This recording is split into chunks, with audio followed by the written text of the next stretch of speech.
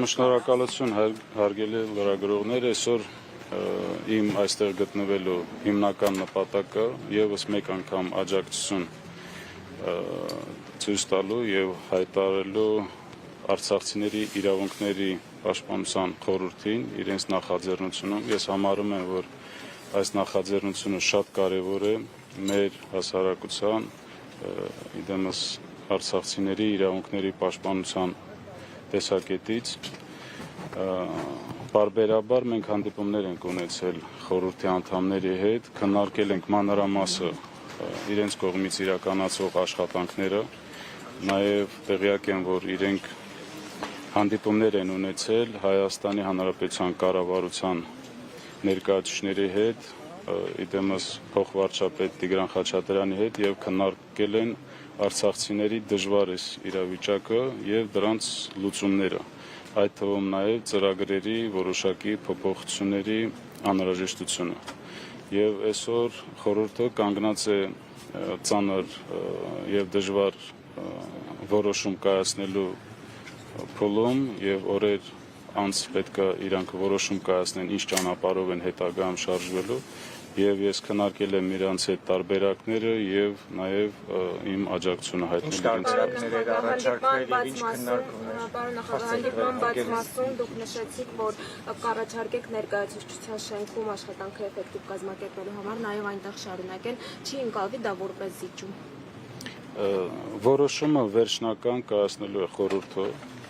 որպես աջակցություն ես այդ պատրաստակամությունը հայտնել եմ, որպեսզի եթե իրենք կայացնեն որոշում հետագա աշխատանքները գրասենյակային պայմաններում անցկացնելու ունենան նման հնարավորություն։ Հանրահավաք սպասում է պաշտպանողը։ Դա երևի խորհրդի ղեկավարները նախաձեռնող խումբը կպատասխանի։ Նախորդ անգամ երբ հայերենի կուսակցության ներկայացուցիչներն են այստեղ, ես հարցրեցի, թե արդյոք ԱԺ խմբակցություններից երկու ընդդիմադիր խմբակցությունները հանդիպել են այստեղ, ԿՊ-ից չեն եկել, հարցի արդյոք սպասում են ԿՊ-ականներին եւս այստեղ, իրենք արցախցիները չբացառեցին, ասացին, որ այո, ակնկալիք ունեն, որ նաեւ ԿՊ-ն գա։ Դուք ինչ դիրքորոշում ունեք այս մասով, ԿՊ-ից պետք է մարդ կա այստեղ հանդիպի։ Խորհրդի տեղ որոշում կայացնեմ, ինձ թվում է խորհուրդը դրան կպատասխանի եւ իրենք բաց են բոլոր քննարկումների համար։ Դուք առաջադրվելու եք հաջորդ անգամ։ Այս պահին նման որոշում չկա, առաջիկայում մեր դիրքորոշումը կախված է մեր քաղաքական ուժերի դիրքորոշումից, մեր հասարակության դիրքորոշումից եւ մենք հաշվի ենք առնելու այդ բոլորի կարծիքները եւ կայացնելու։ Պարոն Շահրամանյան, ձեր եւ ըստ սահմանադրության նախատեսված է մայիսի 21-ից հետո 7-ից 10 օրվա ընթացքում։ Ես այս բանի որոշում չունեմ։ Դուք եւ Ռոբերտ Քոչարյանը հանդիպել եք։ Ոչ։ Վերջերս։ Ոչ։ Իսկ ձեր ներկայացուցիչների միջև հանդիպում եղել է եւ օրինակ գրասենյակ տրամադրելու հարցի շուրջ քննարկում եղել է։ Ում հետ։ Ռոբերտ Քոչարյանի։ Ոչ, մենք նման հանդիպումներ չենք ունեցել, ես կաշկանդված չեմ որևիցե մեկի հետ հանդիպել։ Սկզբնական շրջանում ես տարբեր քաղաքական ուժերի ներկայացուցիչների, նախագահների հետ հանդիպումներ ունեցել եմ հանդիպումներ եւ Լևոն Տեր-Պետրոսյանի հետ, եւ Ռոբերտ Քոչարյանի հետ, եւ Սերժ Սարգսյանի հետ, եւ ես կաշկանդված չեմ որևիցե մեկի հետ հանդիպել։ Չէ, խնդիրը նրանում է, որ տարածքի հարց է եղել, ինչով դիմել եք, որից մերժում եք ստացել, որ հասարակական Ոչ, նման բան չի եղել, դա կեղծ է։ Իսկ արցախցիները մտահոգված են սոցիալական խնդրով 40+10 ծրագրի մասն է խոսք։ Նրանք ուզում են իմանալ ինչ է նրանց սպասվում։ Հենց այսօր մենք այստեղ ենք գտնվում այն պատճառով, որ մեր ժողովուրդը արցախցիները հայտնվել են շատ ծանր եւ դժվար իրավիճակում։ Այո, այդ աջակցությունը դադարեցնելը կնշանակի, որ հազարավոր մարդիկ կհայտնվեն փողոցներում, չեն ունեն հնարավորություն այդ բնակարանները վարձել եւ շարունակել մինիմալ պայմաններում ապրել։ Պարոն Շահրամանյան, ինչպես եք դուք տեսնում։ Ինչի համար։ Այս իրավիճակի, այս նախաձեռնության հանգուցալուծումը ինչպեսին պետք է լինի, որպեսզի արցախցիները կարողանան շարունակել ապրել Հայաստանում։ Որոշումները խորհրդի կողմից կկայացվեն, ինձ թվում է դրանք պետք է բխեն մեր ժողովրդի շահերից։ Պարոն Շահրամանյան, դատախազությունից եւ քննչական կոմիտեից ձեզ պատասխան տվեցին։ Մենք 2 օր առաջ համապատասխան գրություն ենք ուղարկել Հայաստանի Հանրապետության դատախազին, խնդրելով իմ կողմից ներկայացված նամակին, որը մենք ներկայացրել ենք 23 թվականի նոյեմբերի 7-ին, եւ խնդրել ենք, որ իրենք ձեռնարկեն անհրաժեշտ միջոցներ տեղեկատվական դաշտում ի հայտ եկած հանցագործությունների մասին այդ տեղեկություններին եւ խնդրել ենք տրամադրել տեղեկություններ, թե ինչ է արվել այդ ուղղությամբ եւ նաեւ վերջերս ի հայտ եկած տեղեկատվական դաշտում նմանատիպ հայտարարությունները ընդունել որպես հաղորդում հանցագործության մասին եւ ձեռնարկել համապատասխան միջոցներ։ Ինչ? Դեռ ոչ, մենք 2 օր առաջ ենք Հենչում են արցախցիների հանդեպ ատելության խոսք քարոզողները, բարբերաբար ատելության խոսք են քարոզում, ազգային ժողովում անընդհատ մեղադրանքներ են, մասնավորապես Ալեն Սիմոնյանն է շարունակում, Արադ Միրզոյանն է կոնկրետ ձեզ մեղադրում ամեն ինչի մեջ, Խաչատուր Սուքիասյանի հայտարարությունները, դուք այս ամենին ինչպես կարձագանքեք։ Գիտեք, նման հայտարարություններին մենք արձագանքել ենք տեղեկատվական շտաբով,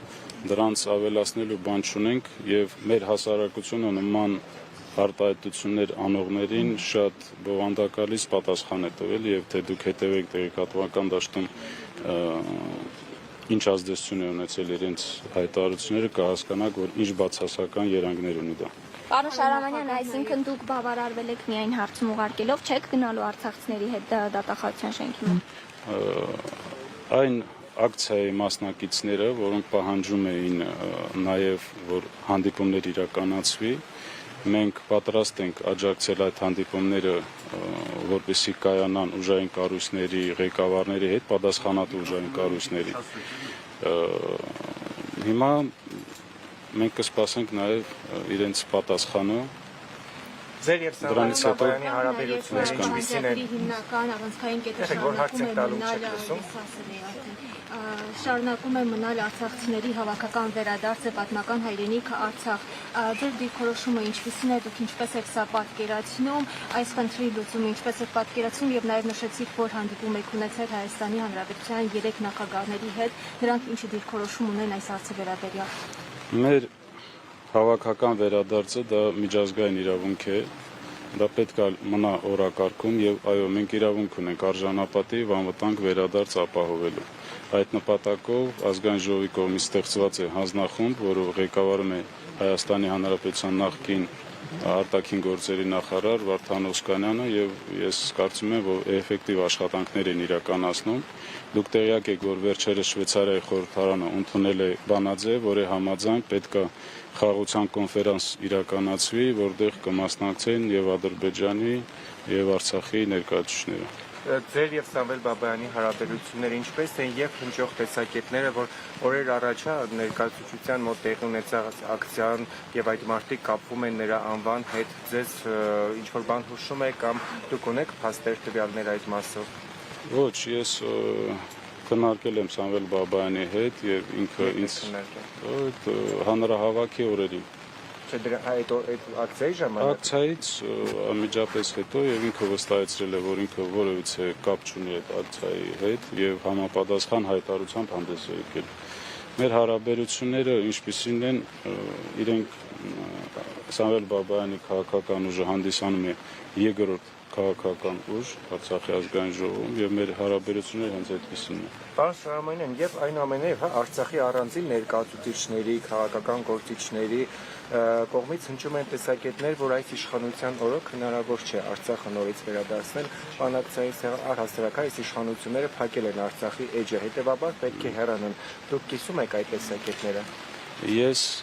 այդ հարցին մի քանի անգամ առիթ եմ ունեցել պատասխանեմ։ Արցախի էջը փակելու մասին, դա չշարունակելու մասին, բաց հայտարարություններ է հնչել Հայաստանի Հանրապետության ազգային ժողովում եւ այդ հայտարարությունները անողները ակնկալել են